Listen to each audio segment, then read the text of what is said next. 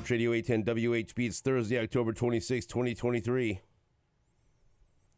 Stephen St. John, Nate Bukaty, Marco Marquez. Thank you so much for joining us. All right. Today on the show, Buster Olney will preview the World Series for us. That's a good guest to have on the day before the World Series. So, Buster Olney. Game 1 Friday between Texas and Arizona. Adam Kaplan, our NFL insider, will be with us at 7:30. Then we'll talk to Gary Dieter and Anthony Sherman about the Kansas City Chiefs going to Denver to take on the Broncos. And also we'll get their thoughts on what happened against the Chargers and everything else in the NFL. And then Jesse Newell from the Kansas City Star, he covers the Chiefs, so he'll talk about the Chiefs as well. All good in this hood. I'm battling my voice. You see me fighting my voice? I MC the Kansas City Roos men's basketball tip-off event, Rise of the Roos. And so I was doing some extra mic work, and my voice is faltering. So, but does it sound a little deep, little raspy? Yeah. Hello. How are you? So you sound like you could voice some of those movie trailers in a town. Right. And I continue to be a child as I had my wife drive me to work again today. So cars in the shop, buddy. It's a bit of a drive for you guys. Yeah, cars in the shop. And so it's been on a rotation. You know, K-State uses a quarterback rotation. We use a rotation to chauffeur me around town. Yesterday, Susan drove me to work, and then Richie picked me up and took me home. With a quick stop at Taco Villa. And then he likes that from when he was a baby. You should have seen him. Because he knew he knows two things. If I asked him to pick me up, he's going to get food out of it, and he'll get some gas money. Yeah. And maybe a little something extra for the effort. Yeah, you know, when we're driving. I go, you hungry? He goes, oh, yeah. I said, I was feeling so. Taco Villa? He looked at me, real big smile. I had a big smile, too. Oh, man, that's great. So, yeah. What a good kid. So that was good. And then today, Sue just dropped me off and picking me up, Steve St. John Sr., who is already up, has already texted me. You want to see some type of emoji there with a coffee cup that says Morning Sunshine with his face on it. And followed by a text that I've received several times from him in the past couple months. Yeah? Text me the address to the station. He's not supposed to remember that, because is he? he's only been here 100 times. So. he's finally. I think I've broken him. This wild stallion, the refusal of Google Maps or any assistance from his phone as far as directions somewhere. He don't want to hear it. Just tell him how to get there. Right? He just wants to hear verbal direct. He doesn't. He doesn't trust that. Mm-hmm. He'd rather have someone, buy him a map at the gas station and right. Unfold it, and he'll figure things out himself. Just tell me where it is. I go, I'll text you the address link and click on it, and then they'll bring you right here. Will you just tell me where it is? Give me the directions. Right. I'm not, no. So he's finally caved in, and then he used it last time. He goes, that thing will take you right where you want to go. Takes you right there. I said, yeah, does it? Yep. So he's enamored with it. He'll go anywhere. So I just have to text him the address. He's going to click on it. So maybe you can see my dad when he comes in. That'd be great. Yeah. He'll be raring to go. Taco Villa with him? I don't know. Somewhere else? He has more expensive tastes, we found out.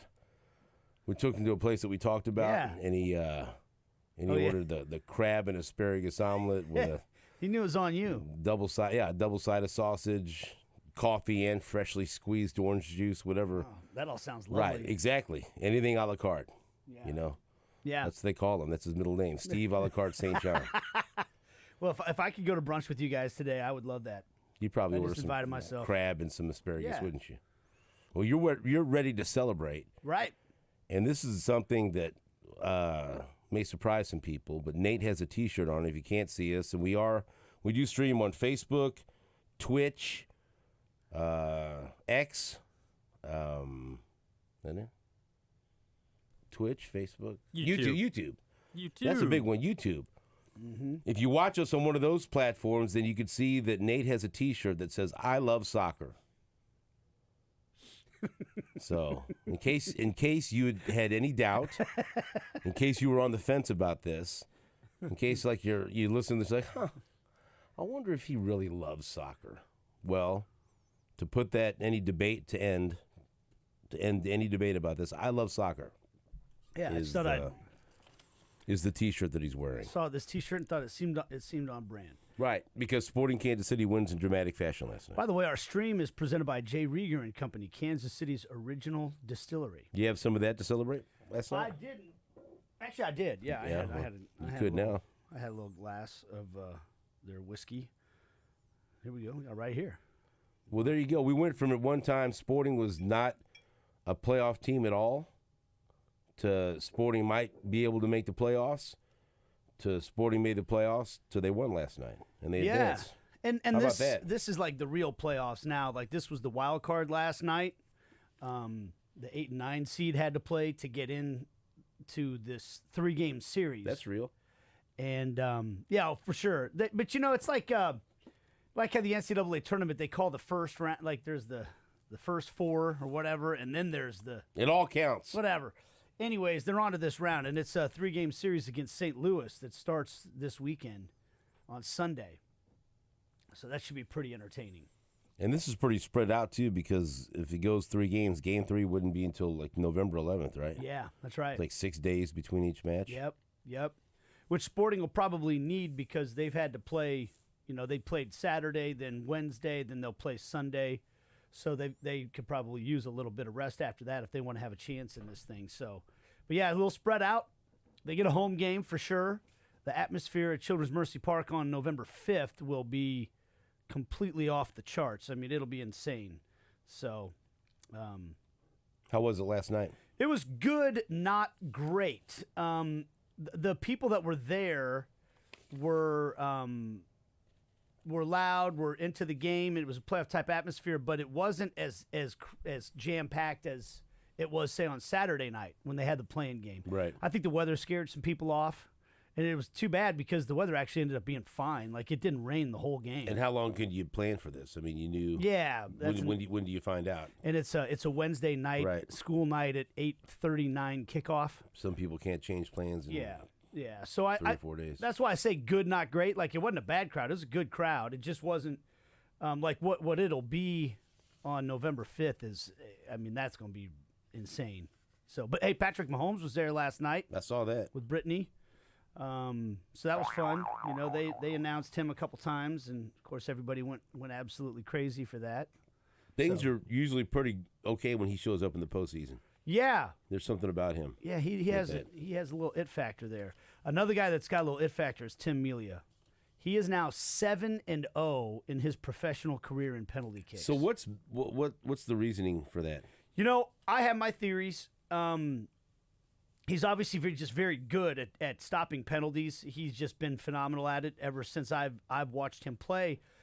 It's funny though, like he did the post-game interview with Apple last night, and he won't take any credit for any of it. It's almost obnoxious. He's like, well, I got a great goalkeepers coach that prepares me. Credit my back line. And then he credits the guys that ought to be out here talking are the guys that made their penalty kicks. They're the ones that really, he does all that. What are you smiling for? That was a good line because you said credit the back line. Yeah, that was you good. You snuck a little soccer I don't know. phrase You in like there. soccer, don't Yeah. you, Steven? I meant to say what? What else? I like you. So he can read people. And maybe there's you talk about like the great boxers that have incredible reactions defensively, and some guys have a way of picking up tells on when a guy's going to throw his right hand or whatever. I'm sure I'm butchering No, the that's analogy. good. But some guys can pick that stuff up. They know how to read little things, maybe where a guy's eyes go before he throws a punch or whatever. He'd be a good poker player, maybe. Yeah, I mean he has a knack for guessing. They call it guessing because usually in penalties you're just kind of I'm going to dive to my right and hope he kicks it that way. He has a way of reading which way a guy is going to go, and he always talks about the goalkeeper coach Alec Duffy, who does do a great job, gives me all this great scouting report information. All the other goalkeepers have that information too. They know which way a guy goes more often than not and all that. But Melia seems to be able to read a guy as he's making his approach and actually adjust. And because even on one of the penalties that the guy scored, he guessed the right way, and it just barely got under his glove. Right. He's just phenomenal. And I think it also is to the point now where it's in the head of the other players. Like one of the penalties, the guy just missed it because they think they got to be perfect. I think that actually does have an effect. The guy thinks, like, I got to put it up in the top corner or Melia's going to save it. And that causes guys to miss. It's crazy. Yeah, a lot of man. it's mental. Oh, right. I mean, It's got to be in your head. And I think he's so successful. It's in their heads, and then it's like with Mahomes. We talk about when the team's coming back, everybody on the Chiefs sideline is optimistic, and everybody on the other sideline is pessimistic. And that's all those players for Sporting are optimistic because they know they got Tim Melia. 7-0, because penalty shootouts are supposed to be kind of a 50-50 proposition. A lot of it, people feel like it just comes down to randomness, which guy actually accidentally gets a save. To go 7-0 in your career is unheard of. It's crazy. And that's got to give them a lot of confidence because this next round that's three games against St. Louis, if it's tied at the end of regulation, there's no extra time. It goes straight to penalties. So when's game one? Game one is Sunday night, late. It's like a 9 o'clock kickoff. And what do you think the gap is between the two teams as far as talent? I don't think it's that big. The MLS has done some really smart things. One of them is they've really modeled their salary cap structure and everything after the NFL. So they don't – it's not exactly the same, but they don't allow for a huge variance, like just this massive variance in talent unless a bunch of things go wrong for you or you just terribly run your organization. So I don't think that the gap is huge. Now, the 2 times Sporting played in St. Louis, they got waxed. The one time they played in Kansas City, Sporting won. The last time Sporting played in St. Louis, it actually was a game that could have kind of gone either way, I felt like, for much of the game. But then when they fell behind, Sporting tried to press for a goal, and then they exposed themselves to more pressure from St. Louis, and it got worse than maybe the score should have been. But I think that here the thing about that game is St. Louis plays a style that's just like a 40 minutes of hell type of style, to borrow the basketball term. They swarm Mike you. Anderson. Yeah, Mike Anderson would approve. Right. They swarm you. They pressure you. They make you feel the intensity of the stadium. They try to turn you over. And then one pass is toward goal and then score. They're not like Sporting scores a lot of goals where they'll pass the ball around 20, 30 times and try to manipulate the other team with the ball. That's not how St. Louis tries to play, man. They play lightning fast. They just are all over you with pressure, and they just try to overwhelm you. And then as soon as they get it, they want to score within 2 or 3 passes. And so for Sporting, the key is they can't give the ball away in those situations. They got to be calm under pressure. But also sometimes they might need to just – usually they don't want to play this way, but sometimes they got to just get rid of the ball when they're under pressure and get it up the field and then hope they can regroup from there. So I think it's going to be a fascinating series. I mean, what a way to kick off this rivalry, the first year ever. And I saw a stat from my buddy Sam Kovson last night that, we think of this, the great rivalry between the city of Kansas City and St. Louis. This is only going to be the second playoff meeting ever across the 5 major men's pro sports leagues in America between St. Louis and Kansas City. I can guess the first one. You know the first one. You do know the first one. You know how that one turned out. Right. And Royals in 7. They were the underdogs in that, weren't they? Sure. Into it? So I went with my mama to game 6, and we rode the bus home. We rode the bus to back downtown where Steve St. John Sr. was ready to pick us up. there you go. And he was driving around honking his horn, I'll never forget that. If you think of sports fandom, Yeah. 50 years of watching sports, that's a top That's at least a top 10. Oh my Probably gosh. top 5 memory. For a long time, it was like number 1 or number 2. Yeah. And then Patrick Mahomes existed, and like, here's a whole bunch of other moments now you got to rank. Like, oh boy, you know what I mean? How y'all doing? It used to be really easy to come up with my top sports moments. Now it's like, there's a lot of them. But I'll never forget that. You know, going to the bus, and then because we used to, my grandpa used to like taking the bus. We used to take the bus to the game a lot. I don't know. We used to take the bus to games all the time from Kensington Park and KCK. Yeah. And so then it took us back downtown, and everyone's honking their horns and going crazy. And so that was the last time Kansas City played St. Louis in the postseason. Yeah. All right then.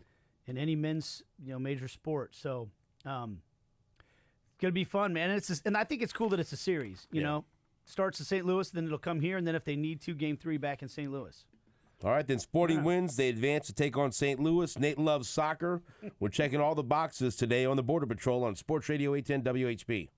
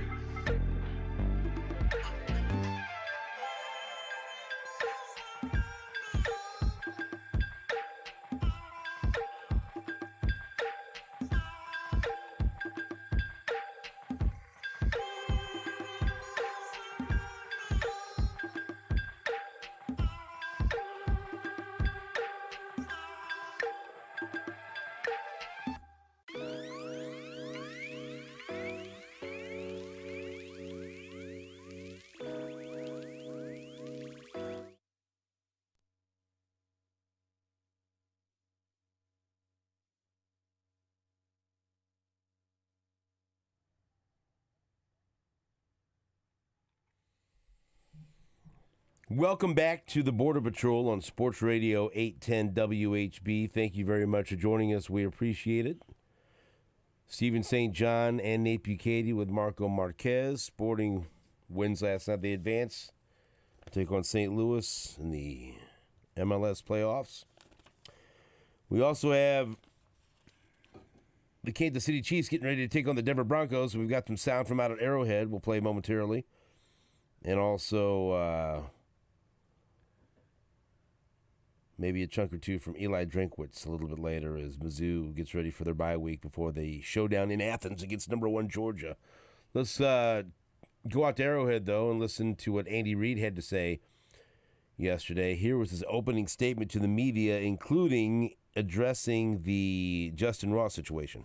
With Justin Ross, just addressing that up front, we're taking in all the information and have been. We'll continue to do that. He's back here. He'll work today. And we'll just take it from there. Other than that, I really don't have any information for you other than what we're gathering and what we've gathered. So, Is Justin Ross going to practice? Yeah, he'll practice. Andy, procedurally to have how you go about determining keeping somebody out there with when something like this comes up, or what's just on Yeah, listen, all the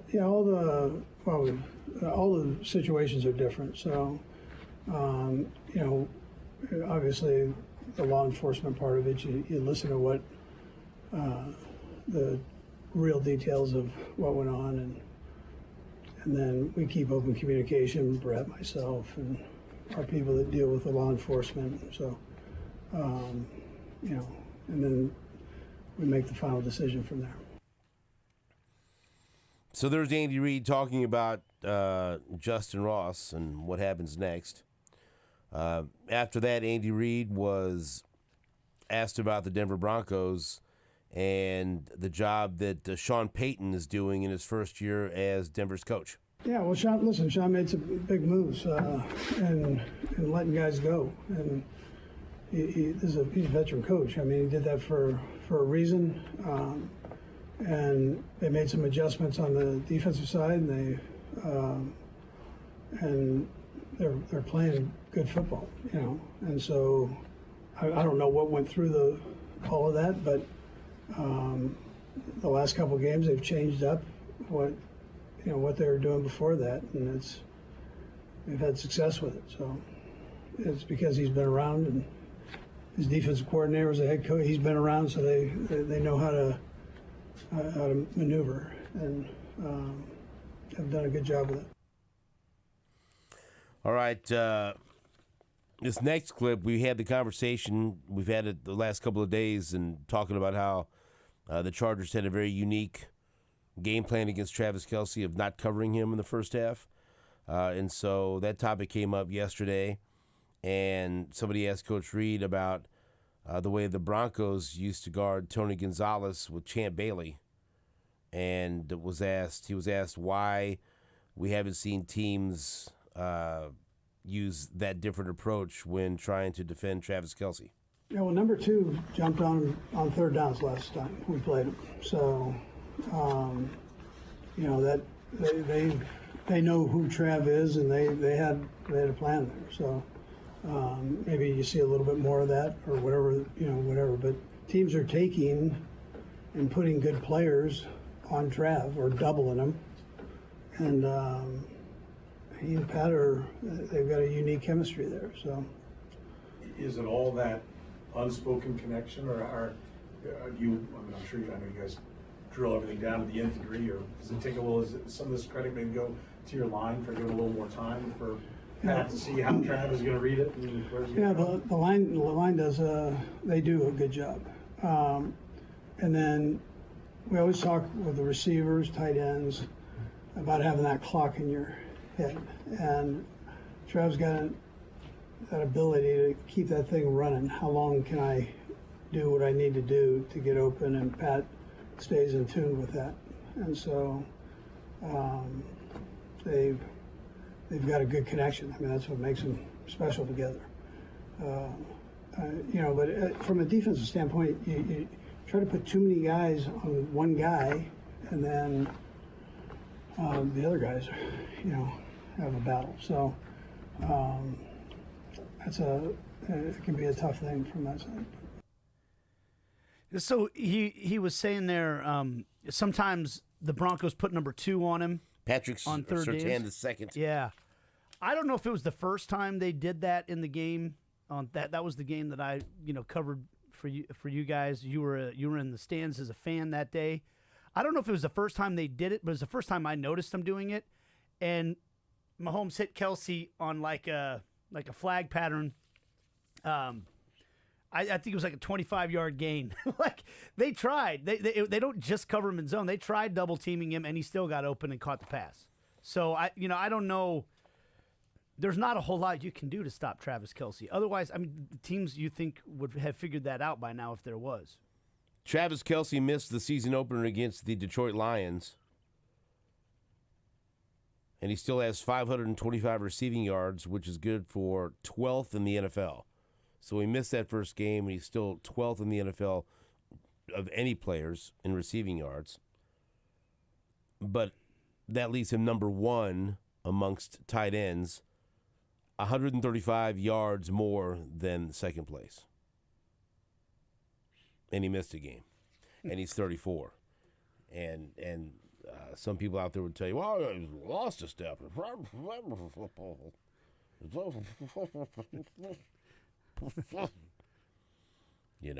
Ask the Chargers if he's lost a step. Ask Pat Surtain. Right, ask anyone. Ask Travis Kelce. He'll tell you. Ask Taylor Swift. She wouldn't know, but just ask her anyway. Well, and I also think if he does lose half a step or whatever else, he makes up for it in football IQ and being able to read defenses like a quarterback. There's a great clip. We got to find it. We'll look for it from inside the NFL, where one of the rookies from the Chargers came up to Kelce after the game and said, I just thought this was really weird, man. Well, I can't wait to ask Sherman Dieter about this. Yeah. One of the Chargers, would you be, if you were a Chargers veteran, would you have any problems with a Chargers rookie going up and kind of fanboying Travis Kelce? Depends on the situation. But after the game, they just looks. Do you have it? Yeah. Listen to this, and this is. I thought Kelce was pretty cool and actually answered his question and gave him some advice. Listen to this exchange after the Chargers game. What's up, big dog? Great to see you, man. Big fan of you. Hey, I appreciate that, man. Cool ass dude. You got to have some fun with it, baby. You already know, man. That's true. Good vibes, baby. Keep fighting, baby. We'll see y'all boys in a little bit. Any advice for a rookie? You know what it is? Understand the other side of the ball just as well as you know your side of the ball. All right, you feel me? Because I'm everything's predicated off of what I'm doing on what the defense is doing. So, just loved it, man. Play with the guy next year. That's all I got for you, man. Heat of the moment. The game just ended. They're on the field. He runs over. Says, "Hey, I've been a big fan of yours, big dog, and everything else." And say, "You got any advice for a rookie?" And then you heard what Kelce told him. So that no, I don't have a problem with that. If I'm a Chargers fan, why wouldn't you try to learn from the best player in the league? And I believe that was rookie defensive tackle Scott Matlock, who was a 6th-round pick this year. I mean, that was cool though, wasn't it? Yeah. He just didn't walk away, or just, he gave him a good answer. He gave him a good piece of advice. That's what I was just talking to my son last night about. We were with some of his buddies, and we were one of my son's friends is a linebacker at Blue Valley. His older brother's a linebacker at Blue Valley North, and his older brother and I were talking about playing football. And his position coach is Mike Maslowski. Maz. And he was telling me about being a sophomore, and Maz. That's a good dude right there. And Maz's son is the starting linebacker on the varsity team. And this kid Owen that I was talking to is on the JV.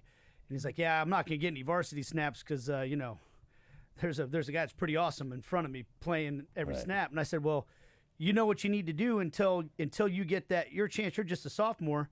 learn every freaking thing you can from Mike Maslowski, because you're lucky enough to have a coach that led the NFL in tackles one year. Didn't he lead the entire league in tackles one year? If I remember correctly? I remember he had the Chiefs record for most tackles in a season for a while. And so, but I was telling him about Kelsey and listening to the New Heights podcast, because I said, Kelsey has said many times the reason he became the thing that gave him that next step to becoming the great tight end that he is was when he started studying the way the quarterback studies.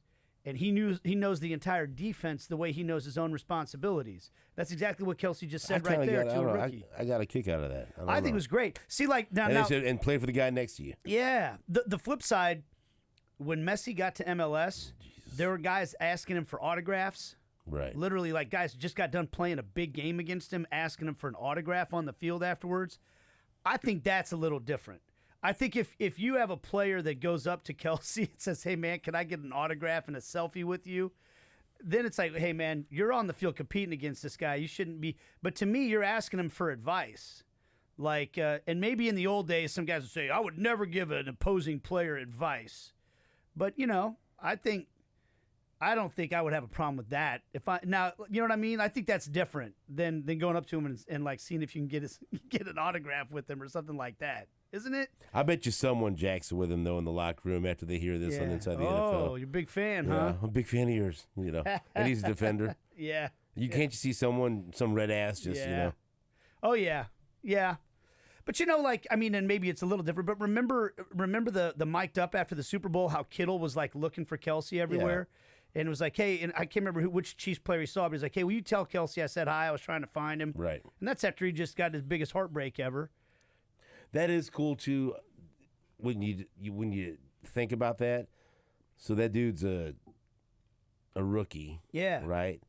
And Kelsey has been playing for a decade, and so when Kelsey really starts to become a good player, this guy was about 13 or 14. He might have been your son's age. Yeah. And so then you think of it that way. If Ben somehow goes on to play in the NFL. And when he's 22, he gets to play against some guy that he likes right now. Yeah. Right. Yeah. But didn't it? It's just kind of like McDuffie or something like that. You don't think of it that way, but then you think, well, he was a young boy. Yeah. When Kelsey started playing, and he probably has. Who knows? Maybe he's a Chiefs fan. Yeah. These guys don't get drafted by the teams they grew up loving. And maybe he was a big Travis Kelce fan, but that's just got to be so weird. Then you're on the field and you're looking for him, and I was a big fan. Give me some advice. It's got to be weird being in Kelce's shoes in that regard too. Like, I've been around that long. The guy's like, I watched you when I was a little kid. Right. Oh, let me tell you, dude. I get that all.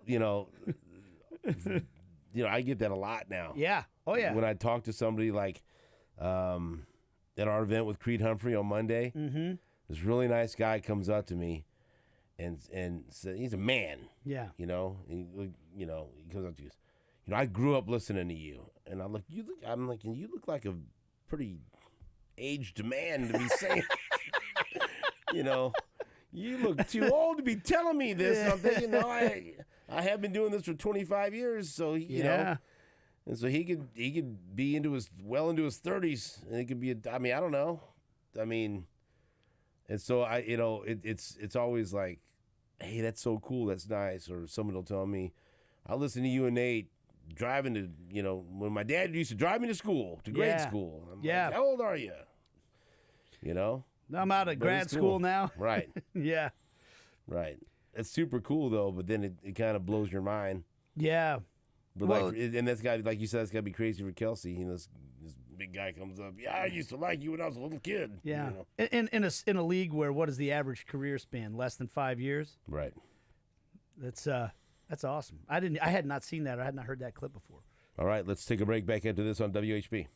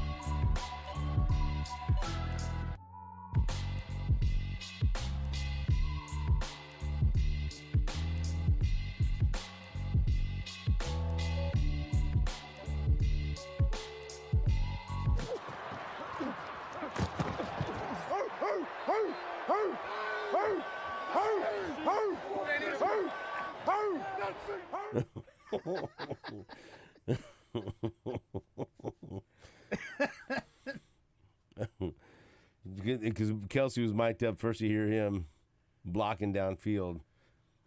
Play it one more time. I don't think we can get enough of Travis Kelsey barking. That's got to be part of our library now.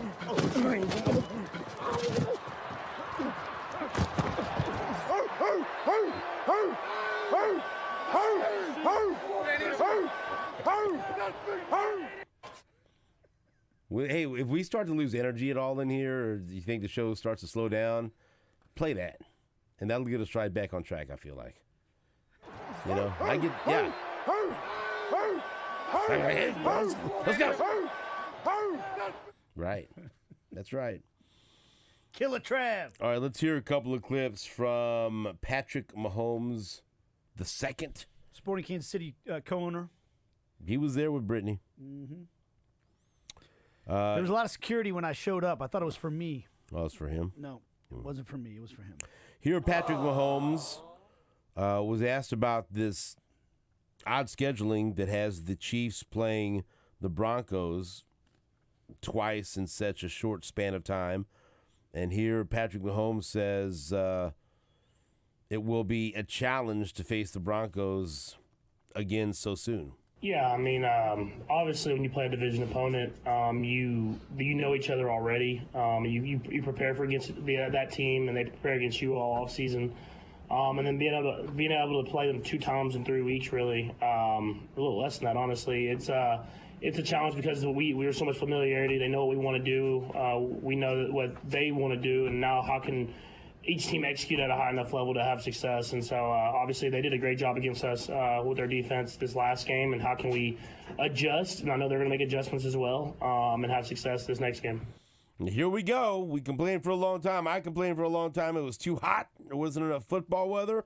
We could be getting a heavy dose of football weather in Denver on Sunday. We know Patrick Mahomes has had some good games in the snow. He might have to play in the snow again on Sunday. It might snow in Denver this weekend. And so Patrick Mahomes was asked why he's been successful in snow games. I don't, because I grew up in Texas. So I only saw snow like twice growing up. So just kind of got accustomed to it here in KC. Is there something with the grip that maybe like? It's definitely, I thought snow was going to be, I guess, like rain, where it gets a little slippery. Whereas snow, it actually kind of makes it a little bit sticky in the air. So I think that could be something as far as why. And then at the end of the day, you just got to go out there and throw it and see what happens. I think his first snow game was against the Broncos at Arrowhead a few years ago, and I took my son to that game for his birthday. And, of course, Mahomes was absolutely lights out. That was my son's first ever Chiefs regular season game. And I remember we pulled up, and it was like the whole Arrowhead Stadium parking lot was just being blanketed in snow, and it was awesome. I love snow games.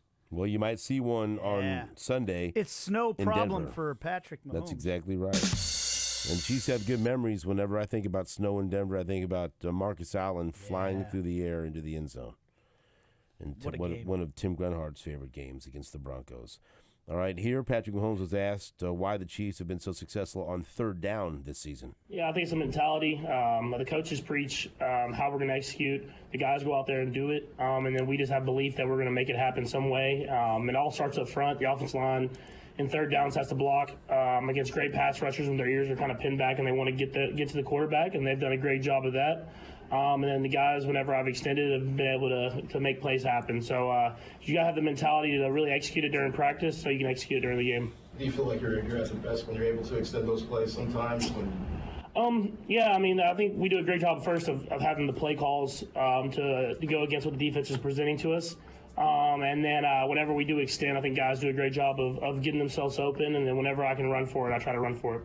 All right, here Mahomes was asked if he was surprised when Travis Kelsey was able to have so many targets that were wide open in the first half against the Chargers. Did that surprise Patrick Mahomes? I think defenses and defensive coordinators are doing their best to cover him. There's a reason he's Travis Kelsey. He finds a way to get himself open versus man, versus zone, kind of versus everything. So just glad he's on my team. I'll say that. All right, there's a couple of clips here about wide receivers I want to hear. This should be interesting. Let's skip to number 9, Marco. Mahomes was asked about McCole Hardman's role and if it can grow as the season goes along. Yeah, I think he just brings another spark of energy. I mean, y'all see McColl, man. He always has a smile on his face. And for him to be there in that locker room, you can just feel the energy and then obviously the speed. And he has familiarity with the offense. And so other guys that are younger can even learn from him just because he's been here for a couple of years now. And even though he left, he's back quick enough that he can pick up the stuff that we added in pretty quickly. Then Mahomes was asked about Rashee Rice making strides as the season goes along. Yeah, I mean, he has great feel. I think that's the biggest thing. I mean, obviously, you see how explosive he is and you see the physical talent, but he has a good understanding of when he's open and how to stay open. And he's starting to recognize coverages more and more. Coverages are a little bit more complex than they were in college, but you can tell as he's starting to learn more and more, he's getting himself open. And so I think we'll continue to work with that. And he'll continue to find ways to get himself open whenever maybe the necessary route is not going to be. And he did a good job of that on the touchdown. Did you see that too? Were you hoping that maybe he would make that adjustment? Or? Yeah, originally he was the primary originally, but we had a kind of another option if they played a two-high shell, which was Kadarius, and they did a good job of covering that. And I kind of reset it back and was just looking for a guy to kind of have an outlet to throw a check down to, and just saw him pull up in that window perfectly. So, yeah, he definitely wasn't supposed to be open, but he did a good job recognizing the coverage, knowing where to be at the right time. All right, finally, Patrick Mahomes was asked about the World Series, Nate. And we know that this grudge that I've joined you in against the Texas Rangers has us rooting for the Arizona Diamondbacks and Corbin Carroll. But Patrick Mahomes, considering he's a Texas guy, he grew up east of the Dallas Metroplex, and his dad pitched for the Rangers at one point. Patrick Mahomes is fired up to see the Rangers in the World Series. Yeah, no, I was a big Rangers fan. Kind of when I grew up, especially kind of those high school years when they were kind of getting to the World Series. They ended up losing 2 of them, and I was able to go to some of those games. And so I was a Rangers fan. I guess it's my team when the Royals aren't in contention. So I'm happy for them to get to the World Series. I was Shane Buechele was a big Rangers fan as well, so I texted him when they got there. So it is cool to see, and hopefully they go out and win it all. So I guess the Rangers are his team quite a bit, huh?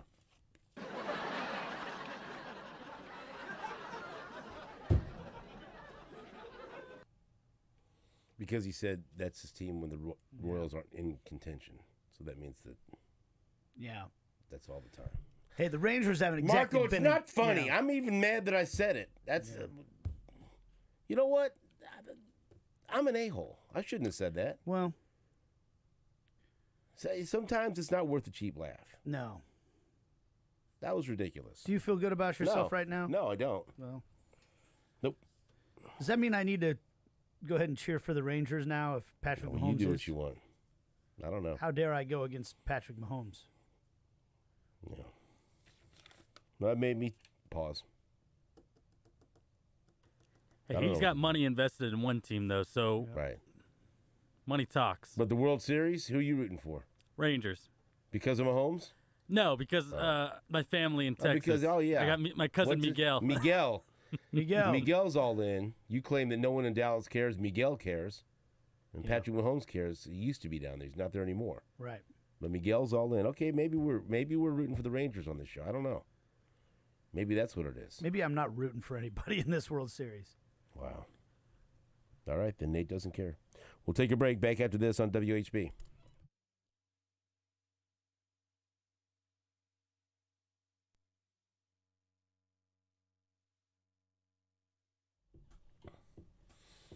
Hello there, Kansas City. Stephen St. John here for my great friends